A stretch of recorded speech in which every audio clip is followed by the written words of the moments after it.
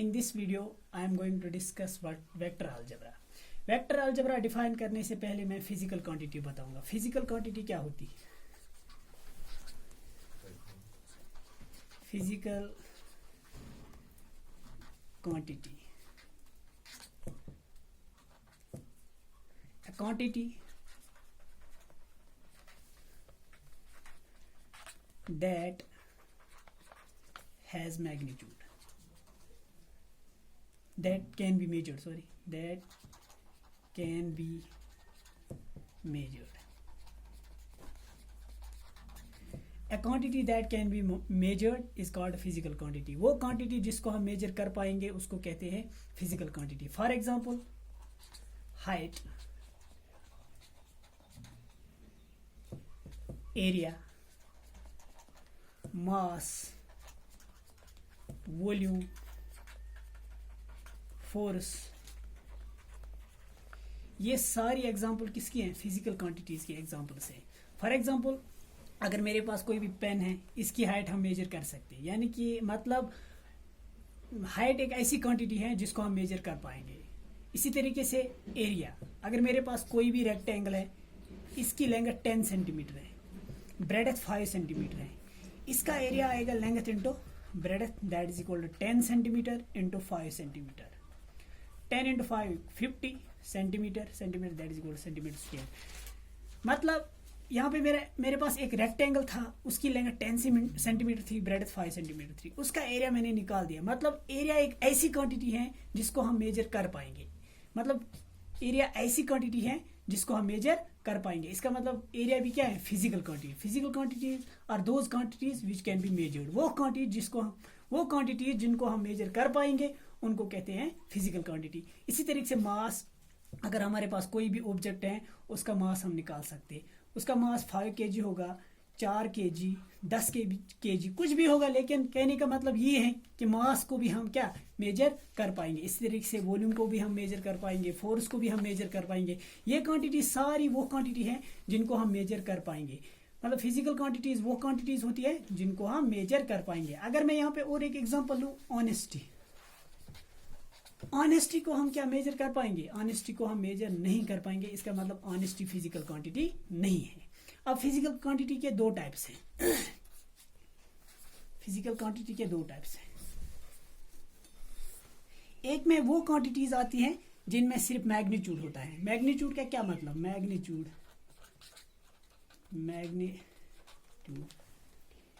Means size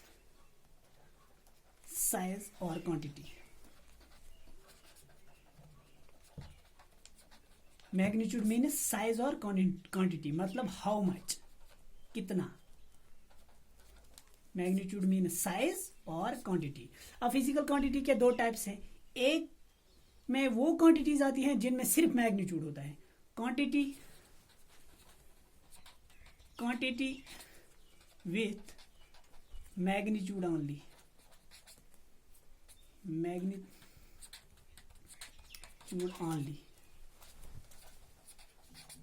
जिन quantities में सिर्फ magnitude है उनको कहते हैं स्केलर्स.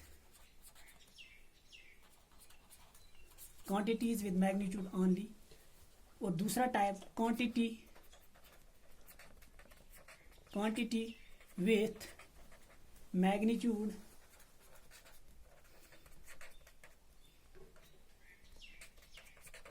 And direction. दो टाइप्स के क्वांटिटीज मैंने लिखी. एक क्वांटिटीज वो क्वांटिटीज हैं जिनमें सिर्फ मैग्नीट्यूड है. दूसरी क्वांटिटीज वो क्वांटिटीज हैं जिनमें मैग्नीट्यूड भी है, डायरेक्शन भी है. अब जिन क्वांटिटीज में सिर्फ मैग्नीट्यूड है उनको कहते हैं स्केलर्स. अब जिन क्वांटिटीज में मैग्नीट्यूड भी है, डायरेक्शन भी है, उनको कहते हैं वेक्टर्स. फॉर एग्जाम्पल, स्केलर की एग्जाम्पल लूंगा. For example height. अगर हम किसी भी लड़के को उसको बोलेंगे आपकी हाइट कितनी है, उससे हाइट पूछेंगे उसकी हाइट कितनी है. फॉर एग्जांपल, उसकी हाइट 5 फीट है, उसने बता दिया मेरी हाइट 5 फीट है. यानी कि मतलब उसकी जो हाइट थी वो 5 फीट थी. वो 5 फीट उस हाइट का मैग्नीट्यूड है. अब उसने बता दी मेरी हाइट 5 फीट है. उसके बाद हम उसको ऐसा तो नहीं बोलेंगे कि आपकी ये हाइट है किस डायरेक्शन में, इसका कोई, ये तो मीनिंगलेस लग रहा है, इसमें कोई, इसका कोई मतलब ही नहीं निकल रहा है। मतलब हाइट को डायरेक्शन के साथ कोई रोल ही नहीं है, मतलब हाइट में डायरेक्शन नहीं है, इसमें सिर्फ मैग्नीट्यूड है। जो उसकी हाइट थी वो 5 फीट थी, यानी कि वो 5 फीट उसकी हाइट का मैग्नीट्यूड था, डायरेक्शन उसमें नहीं है। उसको हम ये तो नहीं बताएंगे आपकी जो हाइट है ये किस डायरेक्शन में। हाइट को डायरेक्शन के साथ कोई रोल ही नहीं है। इसका मतलब ये इस हाइट में सिर्फ मैग्नीट्यूड है और डायरेक्शन नहीं है। इसका मतलब इसमें सिर्फ एक क्वांटिटी है, इसमें सिर्फ मैग्नीट्यूड है, इसमें सिर्फ मैग्नीट्यूड है, इसीलिए इसको कहते हैं हम स्केलर। स्केलर वो क्वांटिटी है जिसमें सिर्फ मैग्नीट्यूड होगा, डायरेक्शन नहीं होगी। हाइट में सिर्फ मैग्नीट्यूड है, डायरेक्शन नहीं है, इसका मतलब हाइट क्या है, स्केलर है। अब वेक्टर की एग्जांपल लेंगे। Vector for example force. अगर मेरे पास कोई भी ऑब्जेक्ट है, सपोज यहाँ पे कोई ऑब्जेक्ट है पॉइंट ए पे, यहाँ पे पॉइंट ए है, यहाँ पे मैंने कोई ऑब्जेक्ट रखा है। अब इस ऑब्जेक्ट को मुझे पहुंचाना है कहाँ पे, पॉइंट बी तक। यहाँ पे पॉइंट बी है, इस ऑब्जेक्ट को यहाँ ए पॉइंट से बी पॉइंट तक पहुंचाना है। अब यहाँ पे फोर्स लगेगा, कितना लगेगा, यानी कि कितना, सपोज 5 न्यूटन। अब 5 न्यूटन यानी कि क्वांटिटी भी आ रही है, यहाँ पे मैग्नीट्यूड भी आ रहा है। यहाँ पे डायरेक्शन भी इंपॉर्टेंट है। अगर हम ऑब्जेक्ट को इस डायरेक्शन में फोर्स करेंगे तो ऑब्जेक्ट ए पॉइंट से बी पॉइंट तक नहीं जाएगा। अगर हम इस डायरेक्शन से पुश करें, फोर्स लगाएंगे, तो ऑब्जेक्ट ए पॉइंट से बी पॉइंट तक नहीं जाएगा। हमें इस डायरेक्शन से फोर्स करना है, तब जाके पॉइंट ए से पॉइंट बी तक ऑब्जेक्ट जाएगा। यानी कि मतलब यहाँ पर डायरेक्शन भी इंपॉर्टेंट है, यहाँ पे मैग्नीट्यूड भी जरूरत पड़ती है, मतलब कितना फोर्स लगाएंगे। फॉर एग्जांपल मैंने एग्जांपल ली 5 न्यूटन, यानी पे यहाँ पे मैग्नीट्यूड भी आ रहा है, डायरेक्शन भी इंपॉर्टेंट है। इसका मतलब फोर्स में मैग्नीट्यूड भी है प्लस डायरेक्शन भी इंपॉर्टेंट है। इसमें दोनों चीज है, मैग्नीट्यूड भी है, डायरेक्शन भी है। यानी कि फोर्स एक ऐसी क्वांटिटी है जिसमें मैग्नीट्यूड भी है, डायरेक्शन भी है। इसीलिए हम फोर्स को कहते हैं वेक्टर क्वांटिटी। वेक्टर क्वांटिटी वो क्वांटिटी होती है जिसमें मैग्नीट्यूड भी होगा, डायरेक्शन भी होगी। अब स्केलर क्वांटिटी वो क्वांटिटी है जिसमें सिर्फ मैग्नीट्यूड होगा। ठीक, अब directed line segment. Directed line वो लाइन होती है जिसमें डायरेक्शन होगी। डायरेक्टेड लाइन फॉर एग्जांपल कोई लाइन है ये, अब ये मेरे पास कोई भी लाइन सेगमेंट है, इसमें मैंने इस तरीके से डायरेक्शन डाल दी, अब ये डायरेक्टेड लाइन बन गई। डायरेक्टेड लाइन वो लाइन होती है जिसमें डायरेक्शन होगी। अब डायरेक्टेड लाइन मैंने यहाँ पे ड्रा की, मैंने इस पॉइंट का नाम रखा फॉर एग्जांपल ए, इस पॉइंट का नाम रखा पॉइंट बी। अब मैंने ये directed line segment A point से बी तक ड्रा किया। और एक चीज, डायरेक्टेड लाइन सेगमेंट ये भी तो वेक्टर होता है, क्योंकि लाइन सेगमेंट है, line segment with direction. Directed line क्या होती है, लाइन सेगमेंट विद डायरेक्शन। अब ये लाइन सेगमेंट है, यानी कि इसमें लेंथ होगी, लेंथ मतलब मैग्नीट्यूड होगा, मैग्नीट्यूड है। और direct line segment with direction, यानी कि डायरेक्शन भी है, इसमें मैग्नीट्यूड भी है, डायरेक्शन भी है। इसका मतलब डायरेक्टेड लाइन क्या है, ये भी एक वेक्टर है। ठीक है, directed line segment, directed line भी एक वेक्टर है। अगर मैं एक वेक्टर ड्रा करूं फॉर एग्जांपल पॉइंट ए से पॉइंट बी तक, अब मैंने पॉइंट ए से पॉइंट बी तक वेक्टर ड्रा किया। जिस पॉइंट से मैंने स्टार्ट किया, इस पॉइंट ए को कहते हैं initial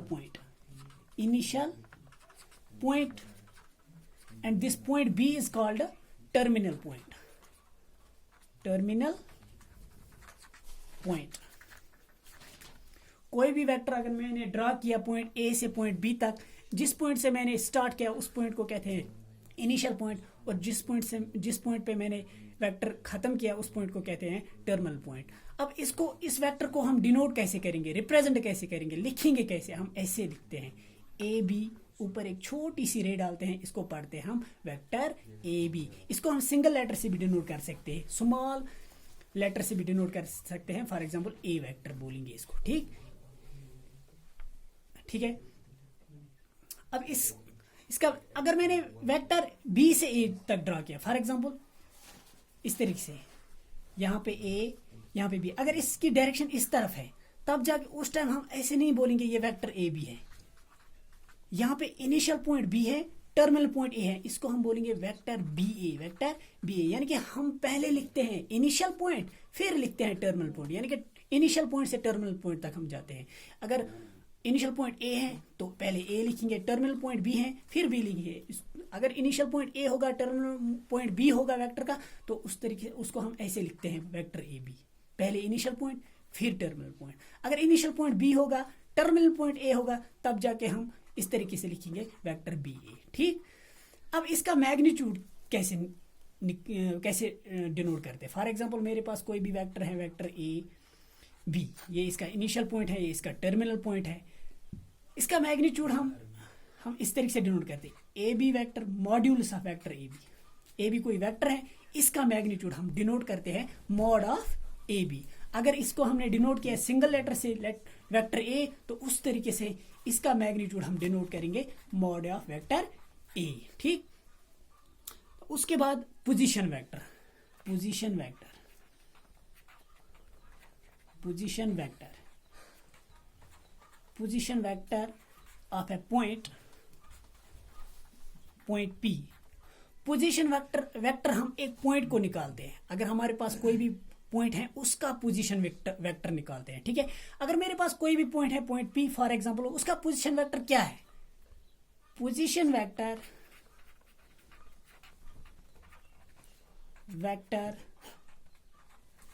of A point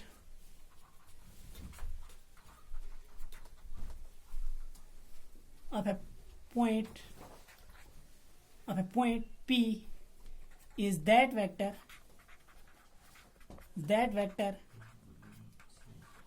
whose initial point is origin and terminal point. Origin, that is this point, the coordinates of original point is 0 0 0 in 3-dimensional space. Position vector of a point P is that vector whose initial point is origin and terminal point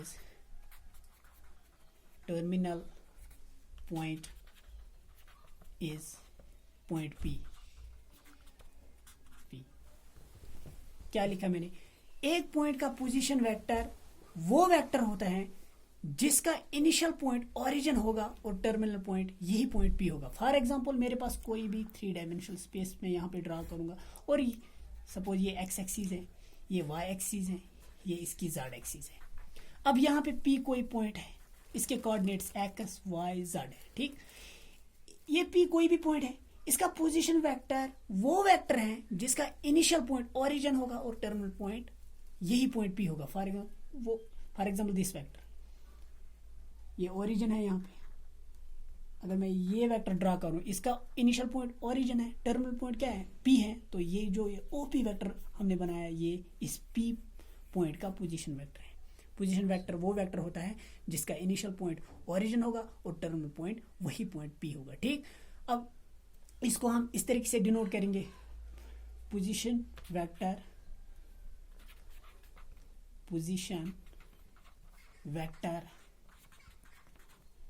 of a point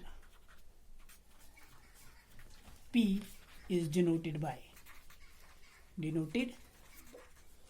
इसको हम denote करते हैं OP से, यानी कि इसका initial point O है और टर्मिनल पॉइंट P है। और से भी इसको हम डिनोट करते हैं। अगर मेरे पास कोई अगर मेरे पास कोई भी पॉइंट P है, उसका पोजीशन वेक्टर हम OP वेक्टर से डिनोट करते हैं या R से भी डिनोट करते हैं। अब हम इसका मैग्नीट्यूड कैसे निकालें? इसका मैग्नीट्यूड क्या आएगा? ये 3-डायमेंशनल स्पेस थी, x axis, y axis, z axis, and this is point P of x y z. This is the position vector of point P, this is origin. अब इसका मैग्नीट्यूड क्या आएगा? यानी कि मतलब इस OP की क्या लेंथ आएगी? OP की लेंथ क्या आएगी? Vector magnitude of vector OP equal to by distance formula, इसके कोऑर्डिनेट्स हैं 0 0 0, क्योंकि ये ओरिजिन है। वो क्या आएगा? x minus 0 whole square plus y minus 0 whole square, third coordinate z, third coordinate 0, z minus 0 whole square plus z minus 0 whole square, that is equal to under root of x square plus y square plus z square इसका मतलब अगर हमारे पास कोई भी point P है, उसके coordinates x y z हैं, उसका जो पोजीशन वेक्टर होगा उसका मैग्नीट्यूड आएगा under root of x square plus y square plus z square. मतलब अगर कोई भी पॉइंट हमारे पास है, उसके कोऑर्डिनेट्स x y z हैं, उसका जो पोजीशन वेक्टर होगा उसका मैग्नीट्यूड होगा under root of sum of the squares of the coordinates of point P।